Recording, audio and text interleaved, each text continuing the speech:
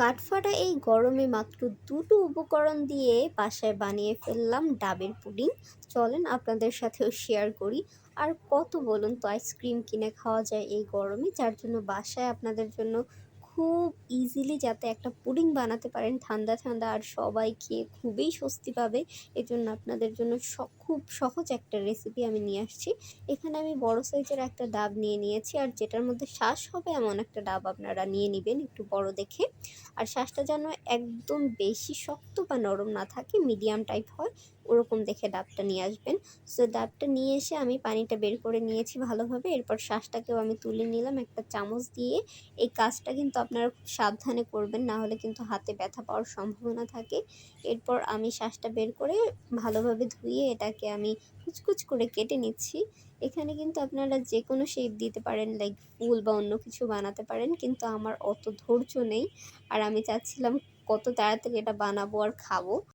শ্বাসটা কাটা হয়ে গেলে আমি চুলায় একটা পাত্র বসিয়ে তার মধ্যে ডাবের পানিটা নিয়ে নিচ্ছি। এখানে আমার 2.5 কাপ মতো পানি হয়েছে।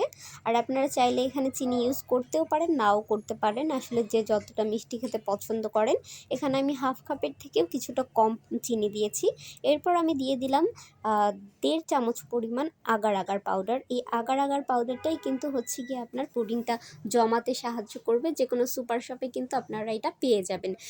সো এরপরে আগার আগার পাউডার আর চিনিটা দেওয়ার পর পানিটাকে আপনারা অনবরত নাড়তে থাকবেন, আর 2 থেকে 3 বার বলক আসার পরেই পানিটাকে নামিয়ে ফেলবেন। এখানে চুলায় বসে ঘন করার কোনো দরকার নেই। সো এই তো পানিটাকে নামিয়ে আমি 2টা কাপ আর একটা বাটিতে সেট করার জন্য রেখে দিই। এখানে আপনি যে কোনো ধরনের মোল্ড ব্যবহার করতে পারবেন। এরপরে আমি নারিকেলের যে শাঁসটা এটা কুচি করাটা দিয়ে দিই। নারকেলের শাঁসটা যত বেশি ব্যবহার করবেন তত খেতে আসলে মজা লাগবে। এরপর এই জিনিসটাকে জাস্ট 30 থেকে 35 মিনিটের জন্য নর্মাল ফ্রিজে রেখে দিবেন। দেখেন নামানোর পরে হচ্ছে কিন্তু এটা পুরোপুরি সেট হয়ে গিয়েছে। এরপরে জাস্ট আপনি নিজের মতো করে ডেকোরেশন করবেন। আমি জাস্ট এখানে চেরি দিয়ে এটা ডেকোরেশন করেছি।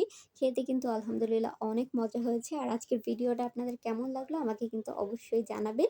আর মোল্ড আউট অবশ্যই সাবধানে করবেন, না হলে কিন্তু ভেঙে যেতে পারে। নতুন নতুন রেসিপি পেতে আমার চ্যানেলটাকে অবশ্যই আপনারা সাবস্ক্রাইব করে যাবেন, আর ফেসবুকে দেখলে পেজটাকে ফলো করে দিবেন। আর এই রেসিপি দেখে যদি কেউ হচ্ছে এটা ট্রাই করেন, আমাকে কিন্তু পেজে ছবি দিতে ভুলবেন না। সবাই ভালো থাকবেন, আজকে এই পর্যন্তই। আসসালামু আলাইকুম।